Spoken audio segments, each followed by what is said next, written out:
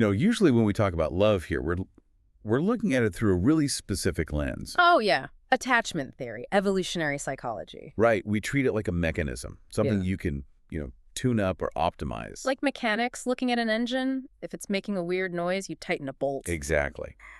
But today's completely different. I was reading through this text you sent, the Sappho Rumi fragments, and honestly, it made me want to throw every self-help book I own out the window. It's intense, isn't it? This isn't about fixing love, it's about surviving it. It's less of a manual and more of a collision. A collision is the perfect word. I mean, Wow. you've got these two absolute titans of poetry.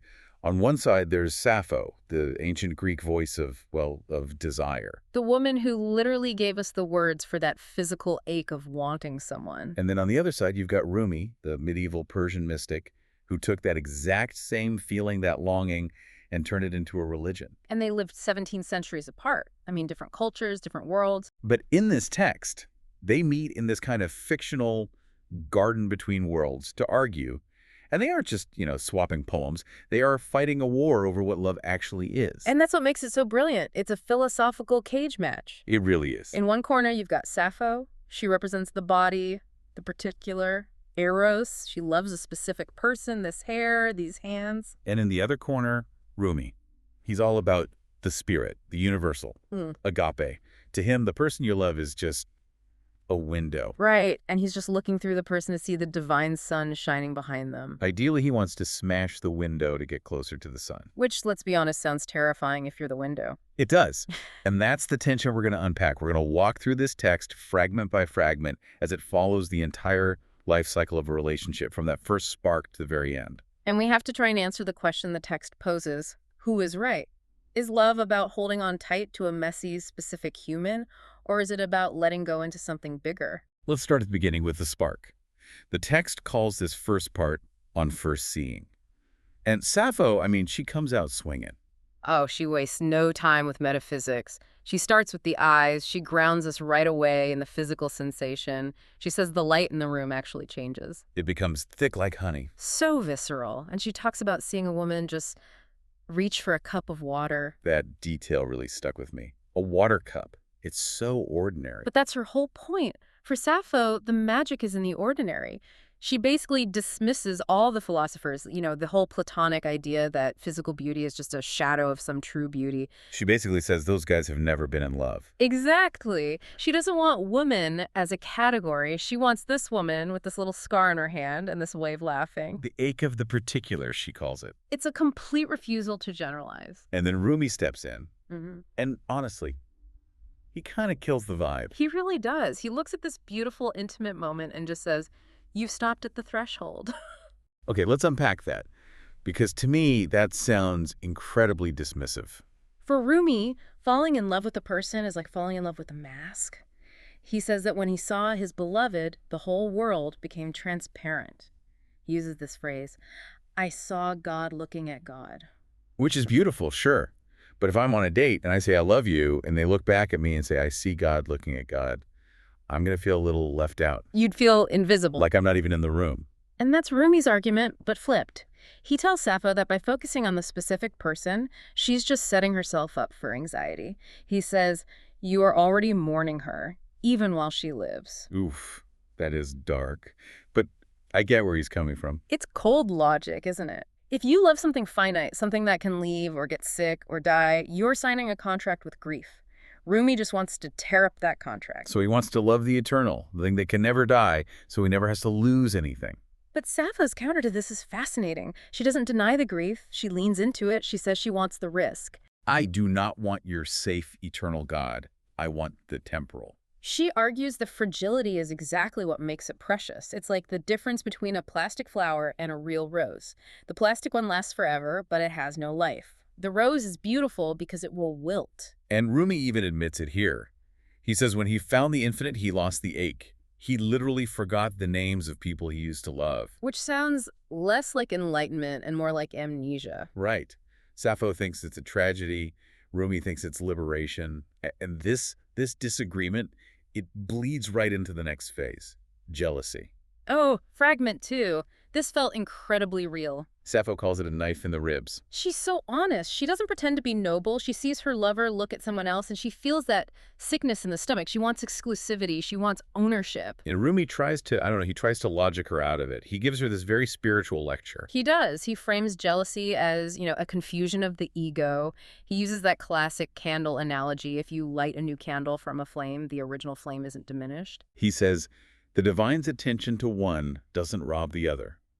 He thinks it's all about a scarcity mindset. Which, on paper, that makes sense. If you're talking about God's love, sure, it's infinite. But Sappho isn't having it. She explodes at him. She says, I am not jealous of God's love. I am jealous of her attention. That's a huge blow. She reminds Rumi that we aren't gods. We're human. And for humans, time is scarcity. If my partner spends 3 hours with someone else, that's 3 hours they are not spending with me. You can't just infinity your way out of that. Life is short. Exactly. Rumi suggests her love is cramped because she demands possession. He asks her to love her partner's freedom more than she loves possessing them. Which is a beautiful ideal. A beautiful ideal. But is it human? Sappho basically says, look, I'm human, I'm cramped, I own it. She accepts that her love is small and possessive because that's what makes it honest. And from there, the text pivots to something really interesting. Imperfection. Right. The honeymoon is over, the jealousy has been fought over, and now you're left with the actual annoying person, the one who leaves wet towels on the floor. And Rumi just asks, why bother? He points out that the divine never forgets to do the dishes or gets moody. He calls divine love rest. And Sappho's reply is just perfect. She says perfection is boring. Perfection is static. She loves the becoming, the apology after the fight. She has this line that I think is the core of her argument. Love that costs nothing is worth nothing. That's the heavy hitter right there. She's saying Rumi's love is safe because you can't be disappointed by a concept. You can't be hurt by an idea, but she is risking actual harm every single day by loving a flawed, real person, and she calls that courage. It really makes you ask, what is intimacy? Is it merging with perfection, like Rumi wants? Or is it forged in the repair, in the messy business of forgiving someone for being, for being human? Rumi has to concede a point here, though. He admits he has no narrative. No history. He has no remember when we got through that, because the divine never changes. There's no story arc with God. It's just being. And that lack of story becomes a huge problem when things really go wrong. Which brings us to the crisis section, separation and betrayal. This is where things get really tough. In fragment 4, Sappho's lover leaves for a journey. And Sappho is just miserable. She feels the physical hole in the room. She says memory isn't enough. She needs thick presence. And Rumi starts with his usual line about how the soul connection persists across distance. But then he cracks. He does. It's a pivotal moment in the whole text. The wise sage persona just drops. He reveals that he wasn't always this detached. He tells the story of Shams, his teacher, his friend, his soulmate, who just disappeared from his life. And he admits it nearly killed him. Died of grief, he says. He was crushed. And suddenly you realize his entire philosophy isn't just theology, it's a survival mechanism. That totally changes how you read him. He's not lecturing Sappho because he thinks he's superior. He's trying to save her from the pain he went through. He's saying, don't put your whole weight on a human being because humans break, and you will break with them. He learned to take his infinite needs to an infinite source because a person just couldn't hold it all. But Sappho refuses the life jacket. She says she'd rather drown than float alone. Yeah. And then she starts to drown. Fragments lures betrayal. Yeah. Cheating, lies, the whole thing. And Sappho is just humiliated. She feels like a fool. And this is where I expected Rumi to say, I told you so. I warned you about this. Me too. But he doesn't. He does something incredibly tender. He tells her, trust was not foolishness. It was courage. I loved that line. He validates her pain. He says the agony she's feeling is basically the receipt for having loved so fully. He tells her to feel her rage, but to eventually forgive, not for the other person, but to free herself. And Sappho accepts the rage part, but she rejects the rush to healing. She insists on sitting in the brokenness. It feels very modern, actually. It is, like she's refusing to spiritually bypass the trauma. And the text seems to validate both of them. You need Rumi's big picture perspective to survive, but you need Sappho's presence to honor what actually happened. So if they manage to survive all that, what's left? We jump 30 years into the future. Fragment 5, growing old. This was my favorite part. Sappho and her lover are still together. They're old. The physical beauty is fading, But Sappho talks about this deep knowing. She says, I know who she becomes when she's tired or afraid. And Rumi watches this, and for the very first time, he seems almost jealous. He realizes what he's missed out on. He has the eternal now, but he has no remember when. No shared history. And this is where Sappho introduces a concept that just gave me chills. She calls it the ghost world. Yeah, let's dig into that, because it felt like the most profound idea in the whole text. Okay, so picture a couple that's been together for 30 years. They have a language no one else speaks. A single look across a table can convey an entire paragraph. Inside jokes, shared memories, griefs they've weathered. Exactly. It's a private universe, a ghost world. And it only exists between those two people. No one else has the key. And Sappho realizes the terrifying part when one of them dies. The other one becomes the sole keeper of a world that no longer exists. It's like a library burns down and you're the only person left who remembers what was in the books. That is just haunting. It's the ultimate isolation. It's the specific cost of her particular love. Rumi never loses his world because God is always there. But Sappho built this magnificent, intricate world that is destined to vanish. She calls it the bargain. Which brings us to the inevitable end. Fragment 7. The deathbed. The scene is quiet. Sappho is just holding her lover's hand, and Rumi tries one last time. He says she is returning to source. She's going back to the ocean. And Sappho just shuts him down. Cold. She says, I don't want her near God. I want the hand I am holding. She just refuses to look away. She commits to the vigil. And this is where Rumi's whole character arc finally resolves. He changes. He does. He stops talking. He stops offering theology. He sees her pain, and he just sits with her. He finally comes down from the mountain. And he admits she was right. Not that his way was wrong, but that her way, the dangerous, painful, temporal path, was worth it. He says she paid the price he was too afraid to pay. The lover dies, and Sappho is left alone, the keeper of the ghost world. But she isn't destroyed. She finds comfort in the fact that she stayed. She accompanied her lover right to the very edge. She didn't flee into abstraction. She was present. So we're left with this heavy silence at the end. And the question is still there.